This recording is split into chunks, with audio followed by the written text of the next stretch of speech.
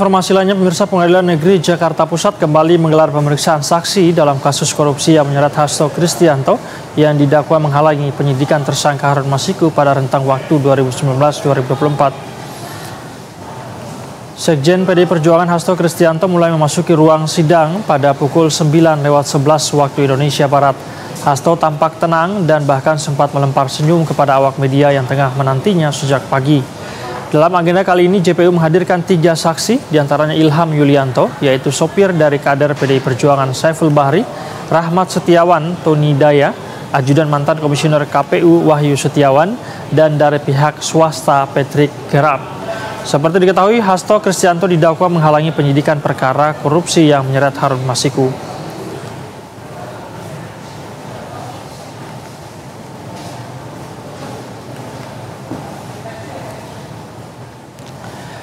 Dan bersama untuk mengetahui jalannya sidang lanjutan kasus dugaan suap dan perintangan penyidikan yang dilakukan oleh Sekretaris Jenderal PDI Perjuangan Hasto Kristianto, sudah bergabung bersama kami reporter Berita 1 ada Agnes Valentina dan juru kamera Ade Suherman di sana. Agnes, selamat siang. Seperti apa jalannya persidangan di sana, Agnes? Dan jaksa penuntut umum menghadirkan 3 orang saksi begitu ya dalam kasus dugaan suap ini. Bagaimana kemudian jalannya? Apakah ada fakta-fakta baru yang terungkap?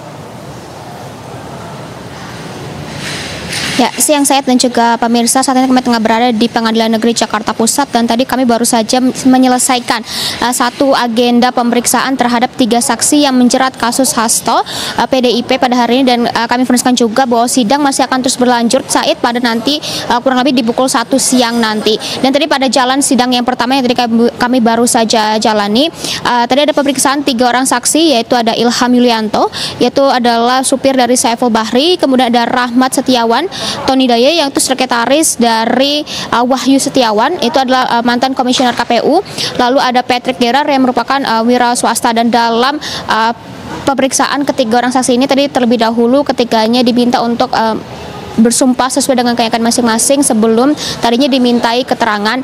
Dan yang menarik Said, yang menjadi highlight kami adalah pemeriksaan dari saksi Ilham yang merupakan driver dari Saiful Bahri. Dia mengatakan bahwa memang Saiful Bahri sempat memberikan dia beberapa tugas untuk menukarkan sejumlah uang dari rupiah ke dolar Singapura dan menyerahkan uang tersebut ke Tio di Mall Plaza Indonesia. Dan adapun uang tersebut senilai 40.000 dolar Singapura atau kalau dirupiahkan mungkin sekitar 220 juta. Namun sebelum itu diinformasikan juga sebelum ia menukarkan uang tersebut ia didapat dari Doni saat bertemu di parkiran, bahwa saat itu Ilham mengaku Doni menyerahkan sebuah koper kecil berisi segepok uang, dan uang tersebut diminta untuk diletakkan ke dalam mobil Saiful, dan kemudian Ilham menyatakan bahwa ia harus mengembalikan kembali koper yang telah kosong tersebut, dan uang tersebut diinformasikan akhirnya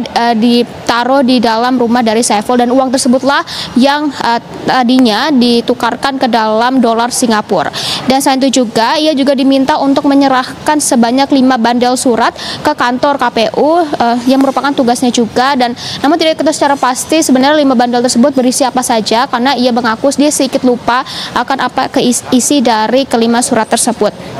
Dan saat itu kami juga informasikan bahwa mendengar serangkaian penjelasan dari saksi Ilham tersebut, tim kuasa hukum dari Hasto Kristianto mengaku bahwa hal-hal yang disampaikan oleh para saksi Ilham dan termasuk 2 saksi lainnya tadi saat persidangan pertama itu hanya mendaur ulang atau sama seperti apa yang telah disampaikan pada persidangan di tahun-tahun sebelumnya, dan tidak ada fakta yang terbaru dan tidak ada keterkaitannya maksud kami dengan Hasto Kristianto, sehingga ia mengaku bahwa kasus ini sepertinya disengaja atau dibuat-buat untuk menjatuhkan Hasto.